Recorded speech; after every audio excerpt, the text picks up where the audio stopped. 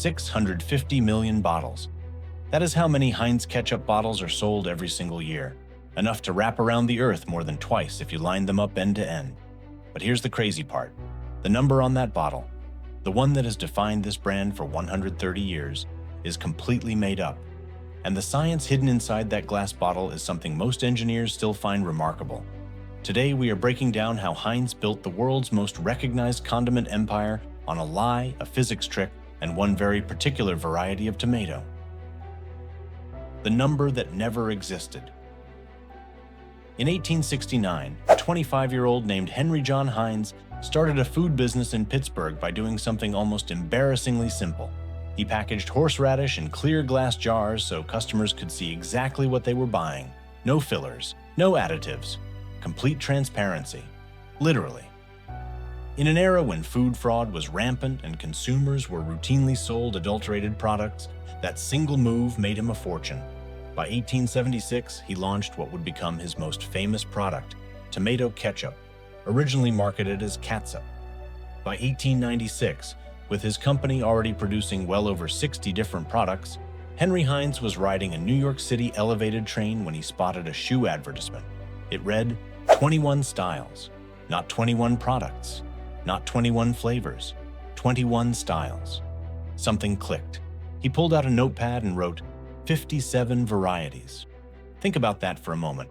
The number that has appeared on hundreds of billions of Heinz products, embossed into glass bottles, printed on restaurant table dispensers, stamped into the cultural consciousness of the modern world, was chosen because a shoe company liked the number 21. Henry liked 5 as his lucky number. His wife liked 7, so he combined them. There was no product count, no survey, no logic, just a man on a train, a number that felt right, and 130 years of global marketing built on top of it. In other words, Heinz didn't build its empire on a recipe, it built it on a number, and that number opened the door to the most sophisticated condiment factory system in the world. Inside the Fremont megafactory. The Heinz plant in Fremont, Ohio opened its doors in 1937. Fremont was not chosen by accident. The surrounding fields were some of the most fertile tomato-growing land in the Midwest. The city had the water and sewer infrastructure to run an industrial-scale operation. Today, that single plant produces over 1 billion pounds of ketchup every year. 1 billion pounds. The process begins the moment tomatoes arrive at the facility.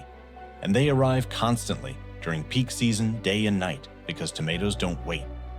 From field to factory in hours, because every additional hour means degrading lycopene, the compound that gives Heinz ketchup its unmistakable deep red color.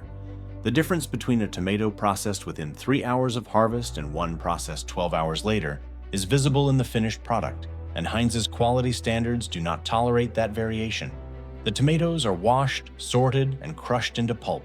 The skins and seeds are separated out at high speed using industrial finishers, rotating screens that separate usable pulp from waste with throughput measured in thousands of pounds per hour. The pulp is then cooked down in massive stainless steel vats with Heinz's precise blend of vinegar, salt, sugar, and spices. The exact formulation has not changed in decades and is one of the most closely guarded recipes in the food industry. Heinz has never published it. Competitors have spent considerable effort reverse engineering it. None have produced a result the market has accepted as equivalent. Once the ketchup reaches the right viscosity and brick score, a measurement of sugar concentration, it is piped directly into the bottling line.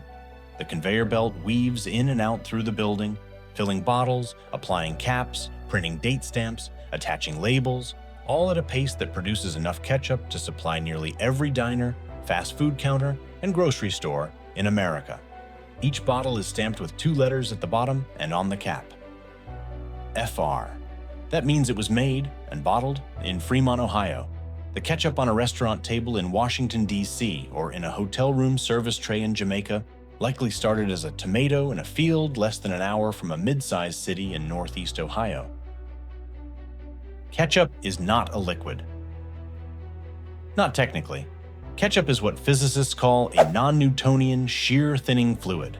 For a normal Newtonian fluid, like water, viscosity stays constant regardless of how much force you apply. Physics is polite, predictable. Ketchup doesn't care. At rest, the molecular chains in ketchup form a loose, gel-like structure that resists flow. That is why the bottle sits there. That is why you end up holding it over your plate for 45 seconds while nothing happens. But here's where it gets even stranger. When you apply shear force, physical stress, those molecular chains break apart and align. Viscosity drops. The ketchup flows. Heinz engineered the classic glass bottle specifically around this science.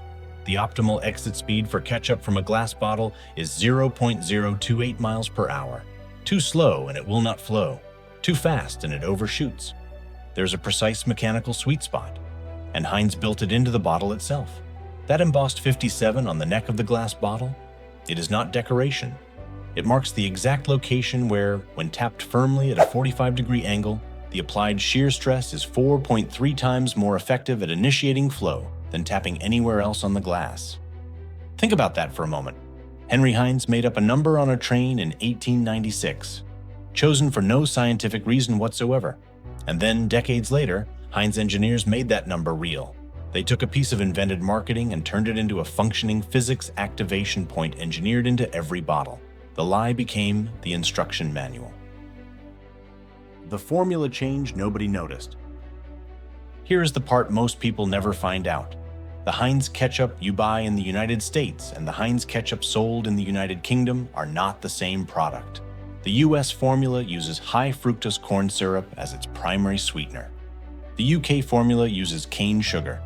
Different regulations, different sweetener economics, same red bottle, same logo, same 57. Most consumers have no idea. The color is indistinguishable. The taste difference is real but subtle enough that blind taste tests produce inconsistent results. But some people did find out and tried to profit from it. In 2012, authorities uncovered an alleged counterfeiting scheme in which standard US Heinz ketchup, containing high fructose corn syrup, was being repackaged into counterfeit labels for Simply Heinz, which specifically advertised that it contained real sugar and sold at a premium price point. The operation was only discovered when the site was left unattended for a period of time. The improperly processed ketchup began to ferment inside the bottles until the pressure became too great. The bottles exploded. In other words, the counterfeiters were caught not by investigators. They were caught by physics. A brand built on transparency, on clear glass jars that showed customers exactly what was inside, had become valuable enough that someone was willing to commit federal food fraud to impersonate it. And the product itself destroyed the operation before anyone else had to. The real Heinz story. From a horseradish jar in Pittsburgh to a billion-pound factory in Ohio. From a number invented on a train to a physics activation point engineered into glass. From a formula designed around consumer trust to a formula split across two markets whose difference most people will never notice. Heinz did not just build a ketchup brand. They built a system. One where the marketing became the engineering, and the engineering became the marketing. The number was made up, and then it was made real. Drop a comment. Did you know about the 57 trick on the bottle before today? Thanks for watching. Subscribe for more deep dives into the engineering behind the world's most iconic products.